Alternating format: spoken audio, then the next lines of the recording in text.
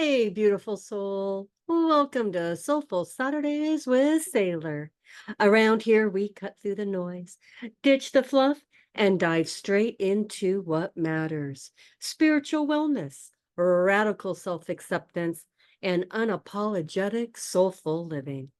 Each week, I'll bring you truth with a side of sass and reflections that wake you up and reminders that you are glorious. So, whether you've got your journal, your coffee, or that wild, messy bun, you are exactly where you need to be. Today, we're talking about something many of us do without even realizing it. We keep feeding the very things that are exhausting us. Yep, yep, that's where we're going today. So, let me ask you something. When was the last time you nourished yourself as intentionally as you nourished your stress? I know.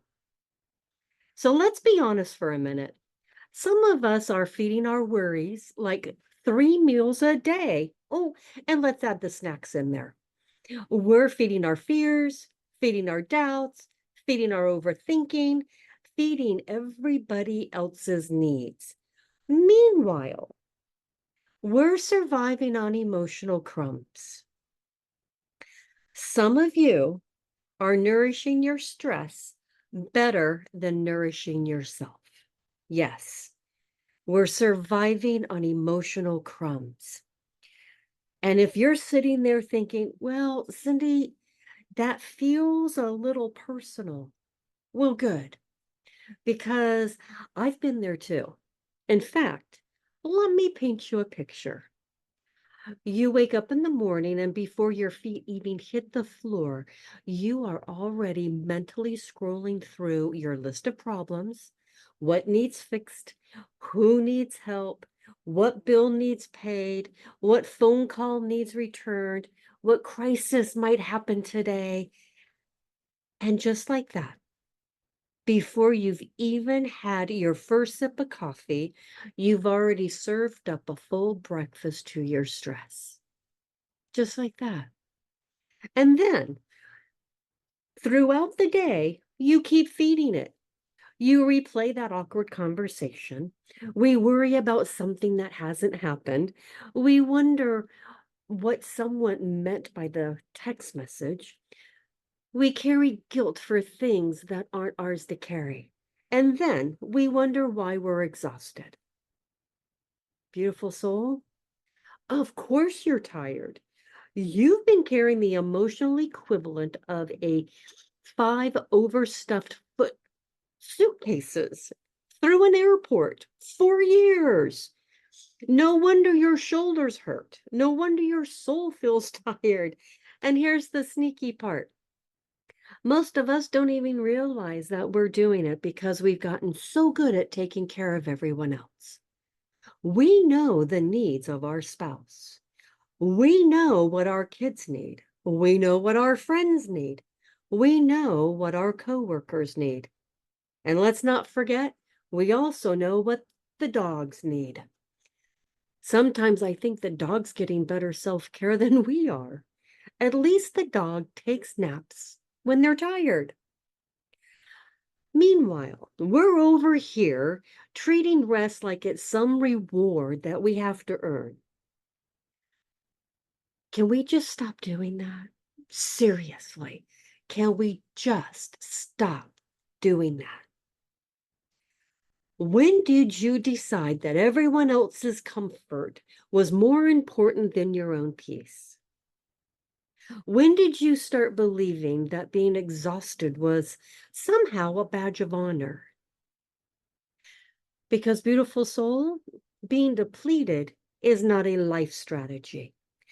Being overwhelmed is not a personality trait. And constantly sacrificing yourself isn't proof that you're loving. Sometimes it's proof that you've forgotten you matter too. That's why this conversation is so important. Because What you feed grows. And if you're constantly feeding stress, fear, worry, resentment, self doubt, we shouldn't be surprised when those things take over the garden of our lives.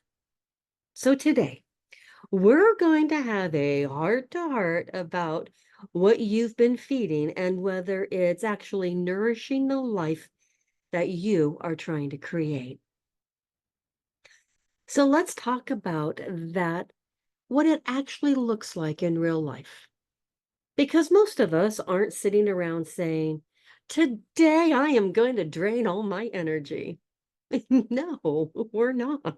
We don't we don't even think that phrase. We don't even say it. But it happens quietly. It happens in small moments, the everyday habits, the thoughts that we don't question, the relationships we keep tolerating, the stories that we've been telling ourselves for years. Let's start with overthinking. Oh, yes, we're going there.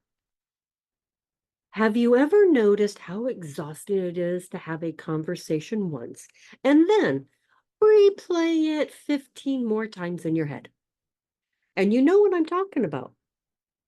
You leave a meeting, you hang up the phone, you send that text, and suddenly your brain becomes a detective agency.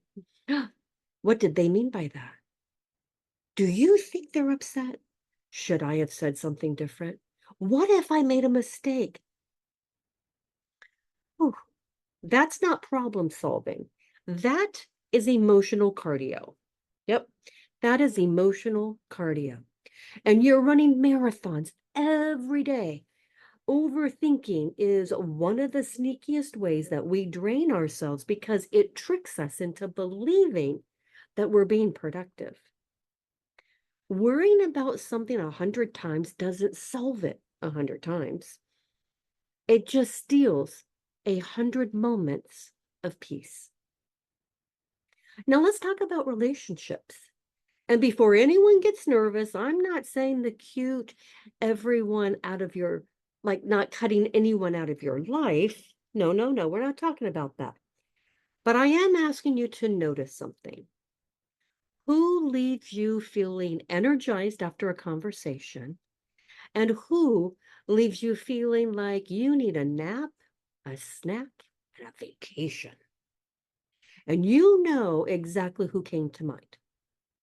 They are people that who you are pouring into, right? There are people who pour into us, and there are people who poke holes in our bucket. Every conversation becomes a complaint. Every interaction becomes a crisis.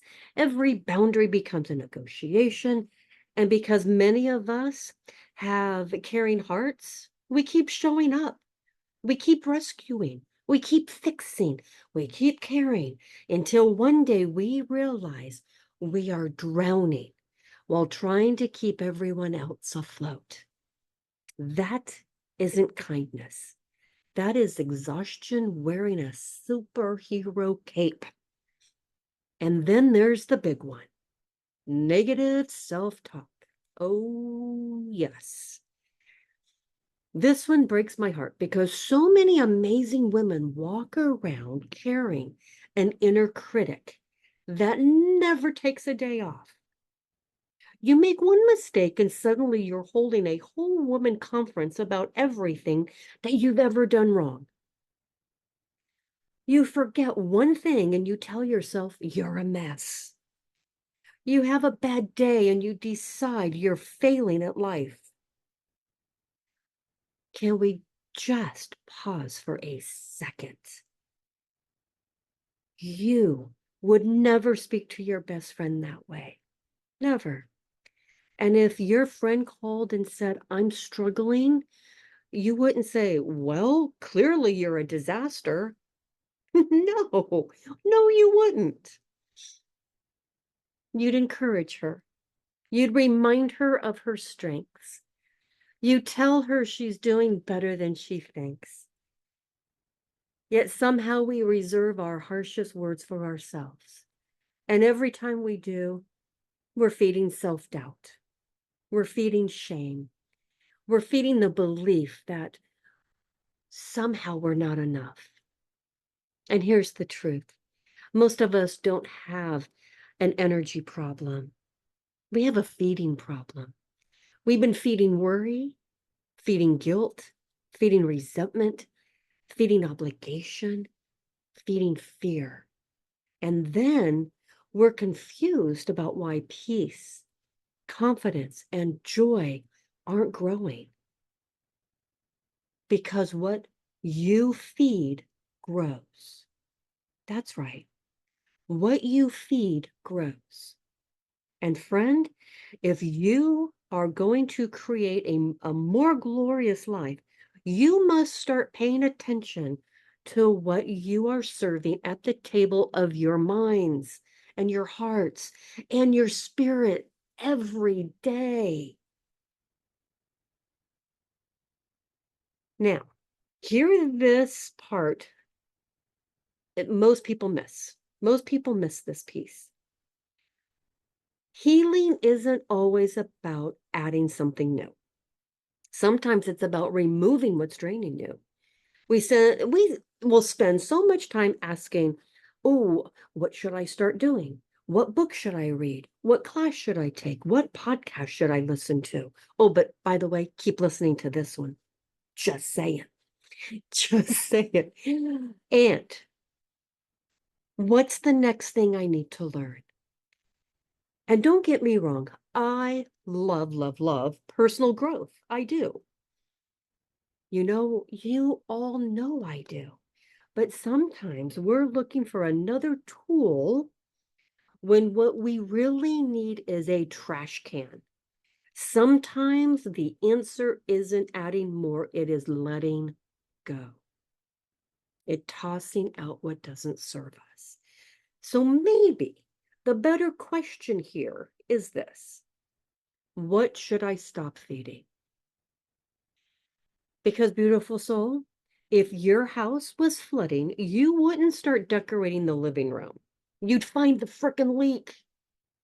Yet, that's exactly what many of us do with our lives. We keep adding more self-help, more affirmations, more goals, more vision boards. Meanwhile, we're still feeding the same stress, the same resentment, the same guilt, and the same exhaustion. It's like pouring fresh water into a bucket with holes in the bottom. So no matter how much good stuff you add, you're still leaking energy. Maybe you don't need another self-help book. Maybe you don't need a boundary. Maybe you do need a boundary. Maybe you don't need another motivational quote. Maybe you need permission to say no. Maybe you don't need to push harder. Maybe you need to rest.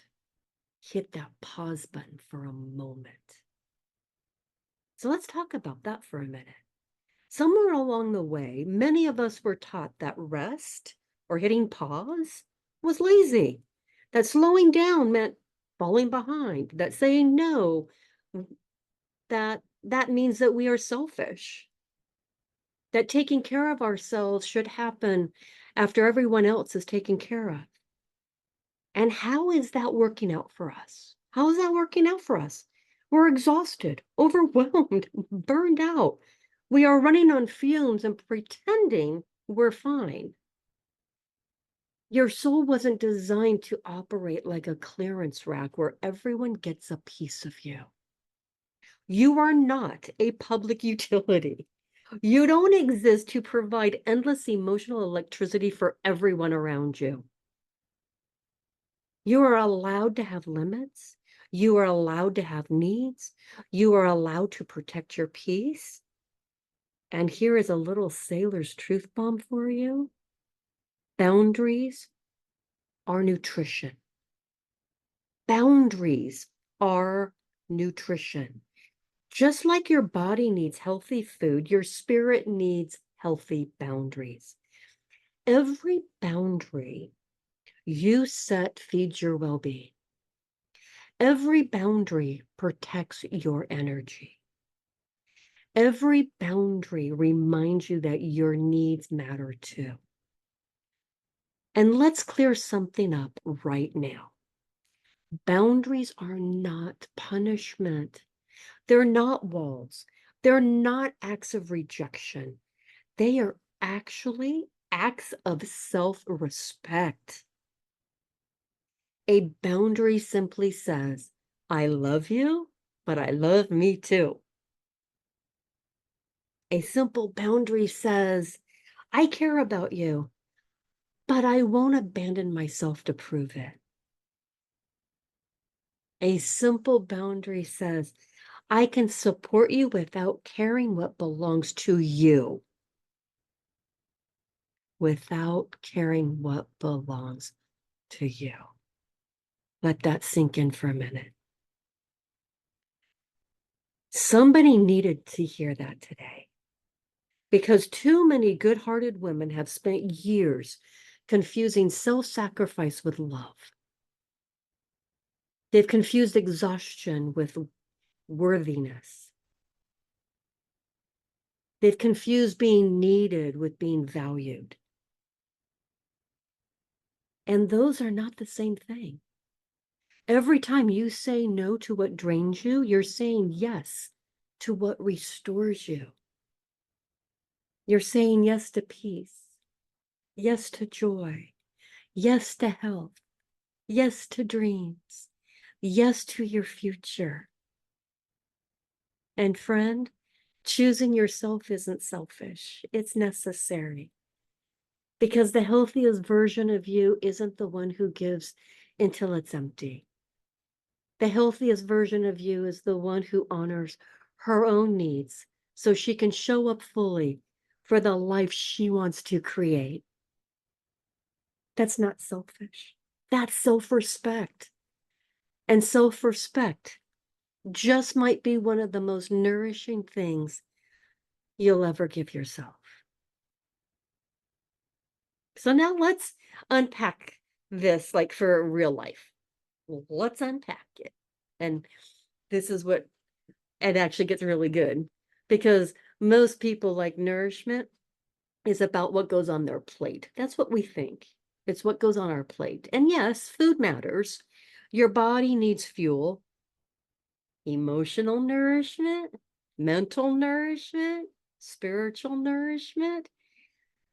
That's about what goes into your mind, your heart, your energy, your spirit every single day. And the truth is, most of us aren't exhausted because we're doing too much. We're exhausted because we are caring too much. And there's a difference. One comes with activity, the other comes with emotional weight. And beautiful soul, emotional weight gets heavy, especially when you've been carrying it for years, maybe decades. And here's what I see over and over again, not just in my clients, not just in women I speak with, but honestly, in myself too. Because none of us are immune to this. We are human. And sometimes humans feed things that were never meant to grow. So let's talk about the feeding the overthinking monster. Yep. Let's start with the big one, the overthinking monster. And you know the one that wakes up before you do, the one that seems to have unlimited energy at 2 a.m. in the morning, the one that says, oh, what if? Or it says, what if this goes wrong? What if they don't like me? What if I fail? What if I made a mistake? What if I forgot something? What if? What if? Good grief.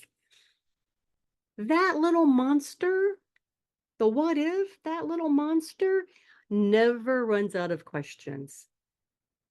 Have you ever noticed how one small concern can turn into an entire Netflix series in your head?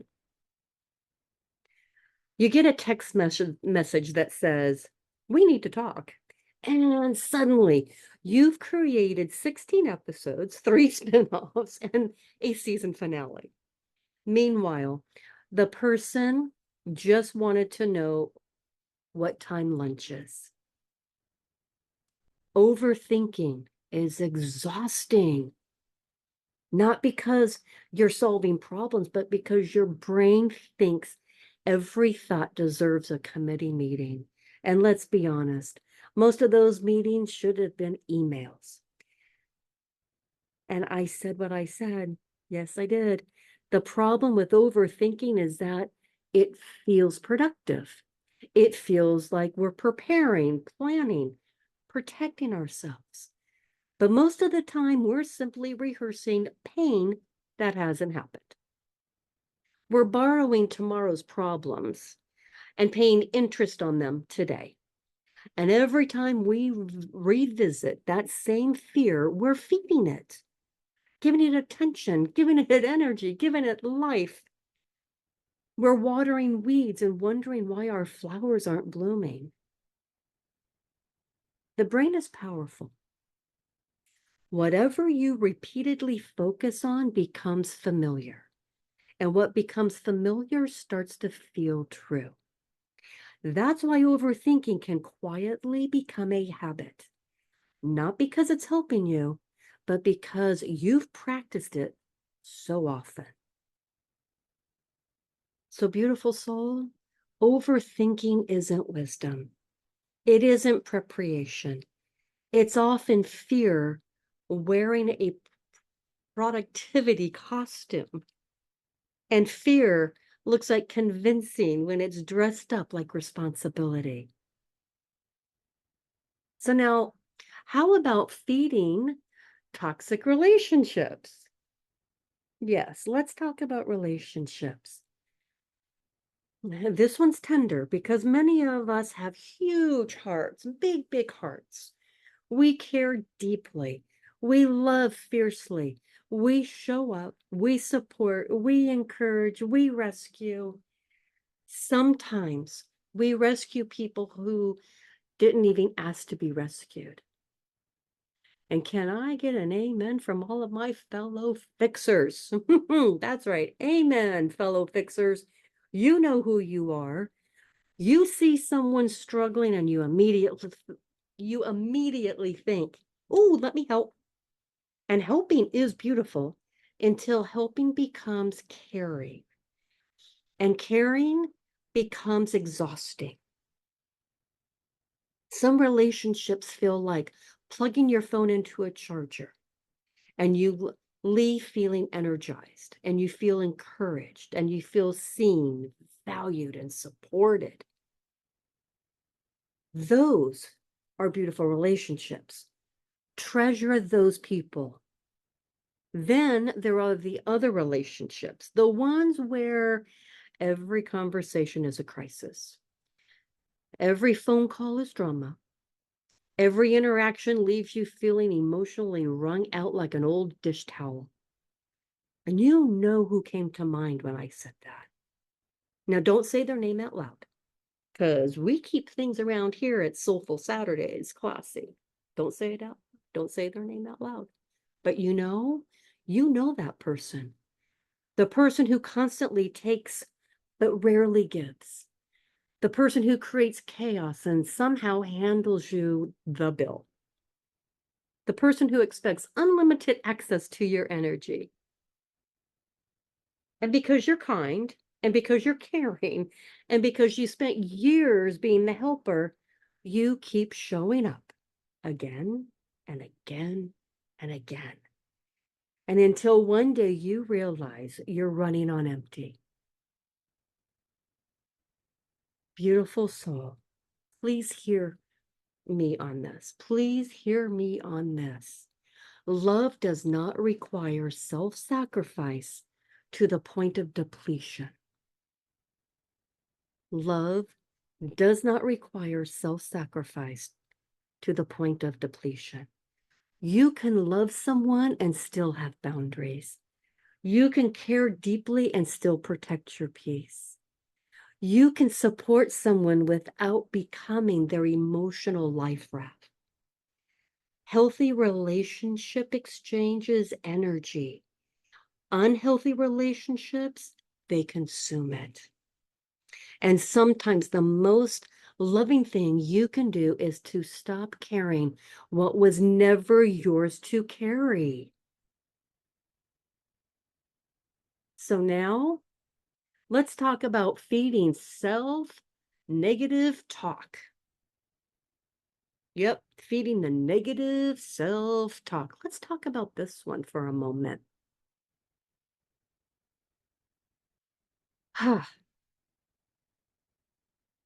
The relationship that affects every other relationship, it's the one that you have with yourself. And this one is definitely personal because the person you spend the most time with in your life is you. You hear every thought, every opinion, every criticism, every judgment, every story. And some of us have become so accustomed to our inner critic that we still think she's telling the truth. And she's not. She's just loud. So let's be honest. How many times have you said something to yourself this week that you would never say to someone you love? Like, I'm too old, I'm behind, maybe I'm not smart enough, I'm not pretty enough, or maybe I'm not successful enough, or I should have had it all figured out by now. And maybe you have a few of your own, and you know what they are. But I'm going to ask you, according to who? Who made these rules? Who decided that there was a timeline for healing? Who decided your worth was tied to your productivity? Who decided that you had to earn rest? Most of those beliefs aren't even yours. They're inherited, collected, absorbed, picked up along the way. And you've been carrying them for so long, they feel like they're part of your identity. And they're not. They're stories, old stories, stories written from fear, stories written by shame, stories written by disappointment, stories that no longer deserve a seat at your table. The truth, you are not the woman you were 10 years ago, or 5 years ago, maybe even 6 months ago. You've grown, you've learned, you've survived things that you once thought would break you. It's time your self-talk caught up with who you're becoming. This is where it's going to get really real and get really, really good. What you feed grows. And this is where it all comes together. Because whether we're talking about overthinking, relationships, the negative self-talk, fear, resentment, guilt, or self-doubt, the principle remains the same. What you feed grows. Whatever gets your attention gets your energy. Whatever gets your energy grows. Think about a garden. If you water weeds every day and ignore the flowers, what happens? The weeds take over. Not because they're stronger, because they were being fed. The same thing happens in our lives. If you're constantly feeding worry, worry grows. If you're constantly feeding resentment, resentment grows. If you're constantly feeding the self-doubt, self-doubt grows. And here's the beautiful news. The opposite is also true. Feed gratitude, and gratitude grows. Feed confidence, and confidence grows. Feed joy, joy grows. Feed peace, and peace grows. Feed hope, and hope grows. Every single day, Beautiful soul, you are planting seeds with your thoughts, with your choices, with your attention, with your energy. The question isn't whether you're planting, you are. And the question is, what are you growing? What is it creating the glorious life that you want? What is it?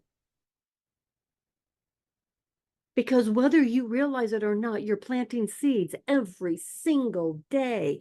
And eventually, we harvest what we've been feeding.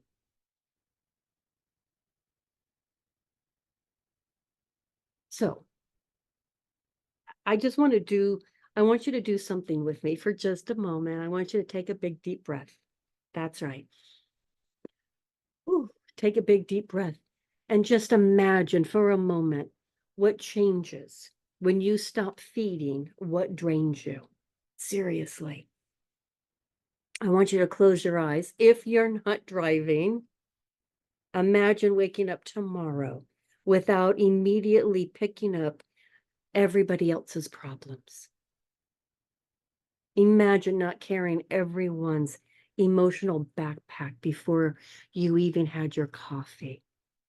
Imagine starting your day by asking, what do I need today?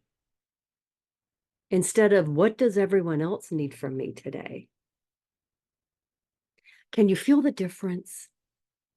Because that's where the shift begins. Not in the giant life overhaul, not in a dramatic social media worthy transformation, in a small intentional choice that says, I matter too. Imagine no longer spending hours replaying yesterday's mistakes, no longer holding yourself hostage for something you said 5 years ago, no longer treating every setback like evidence that you're failing. Instead, imagine looking at yourself with the same grace that you so freely give everyone else. Now that's a radical act of self-love. Imagine replacing self-criticism with self-compassion.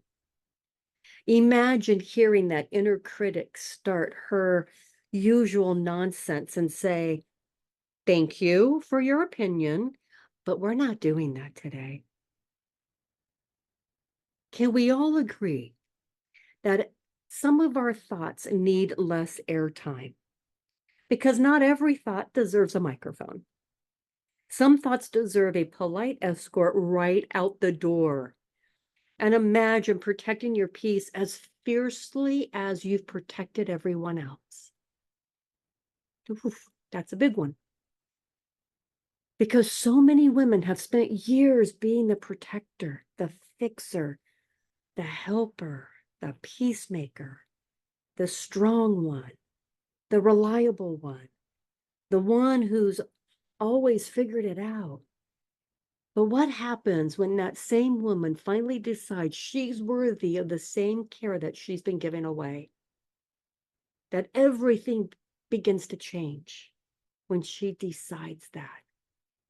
The woman who constantly feels depleted becomes energized, not because life suddenly got easier, but because she no longer is leaking energy everywhere she goes. The woman who feels stuck becomes clear, not because of the answers magically appear, but because the mental clutter begins to quiet down enough for her own wisdom to be heard. The woman who keeps abandoning herself starts choosing herself. And beautiful soul, choosing yourself isn't some grand selfless act. Sometimes choosing yourself looks like going to bed earlier, maybe taking a walk. How about turning off the phone? Saying no. And no is a full sentence. That's right. What about taken a deep breath before saying yes. Or maybe canceling the guilt trip that you've been taking yourself on for years. Sometimes choosing yourself is simply remember that your needs are not an inconvenience, they are valid. And here's the beautiful part. When you stop feeding what drains you, you create room for what truly nourishes you. Because you know what? Nature hates a vacuum.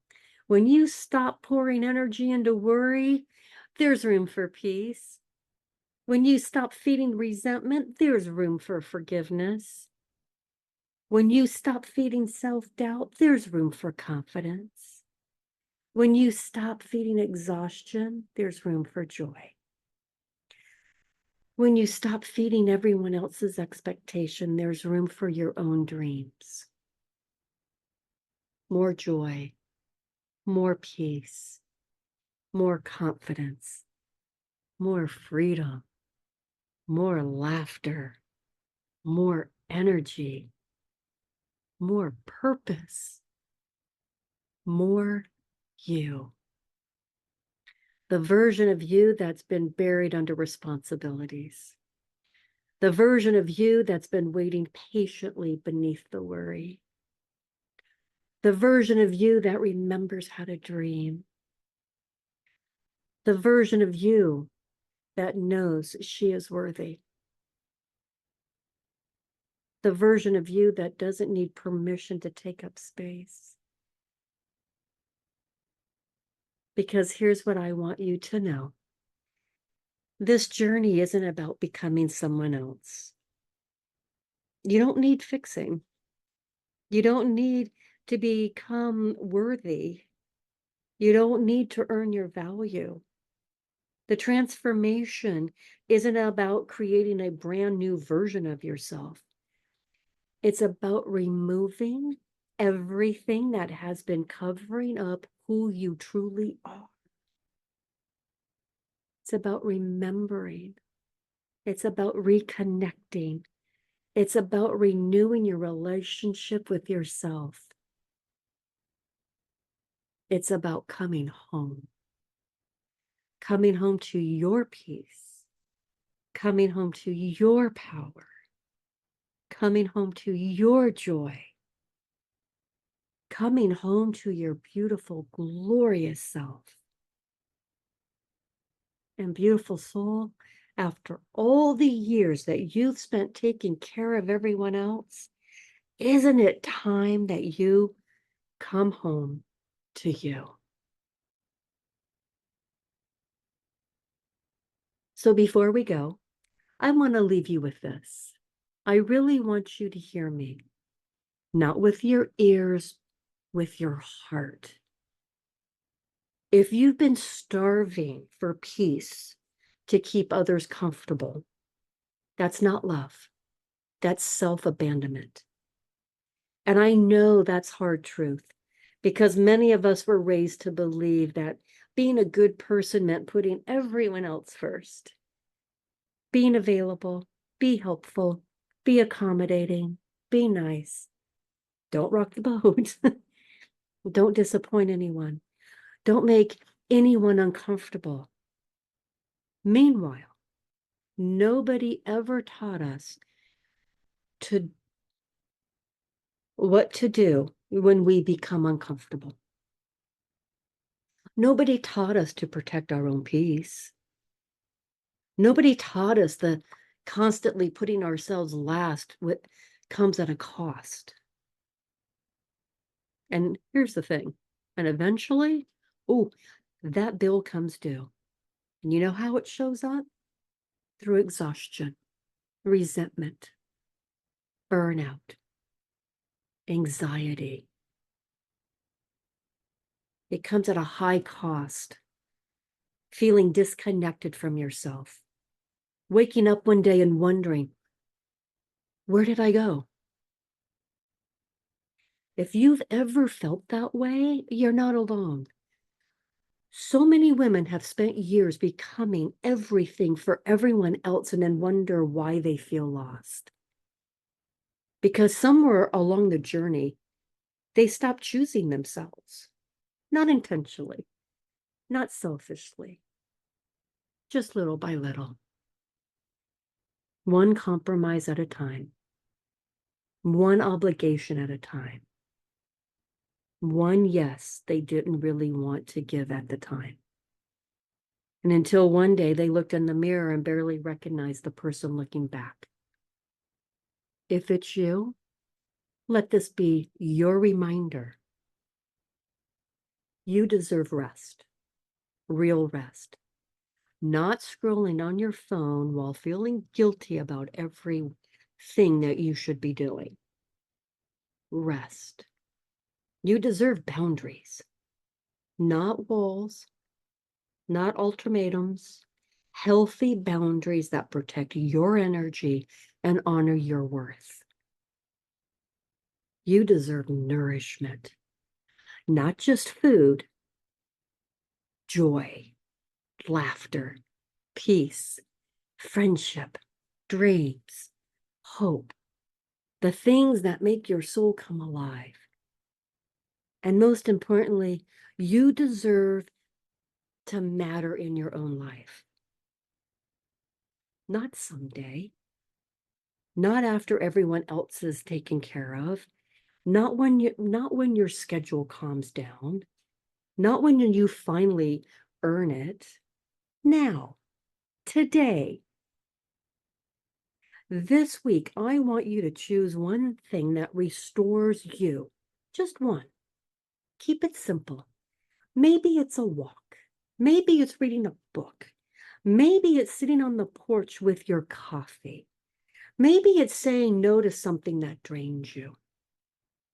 Maybe it's saying yes to something that you've been putting off. Whatever it is, protect it, honor it, make room for it. Put it in your calendar and treat it like it matters, because it does, because you do. Beautiful soul, your energy is precious. Your peace is precious. Your heart is precious. And it's time to stop giving away what you need to thrive. It's time to stop treating yourself like the afterthought in your own story.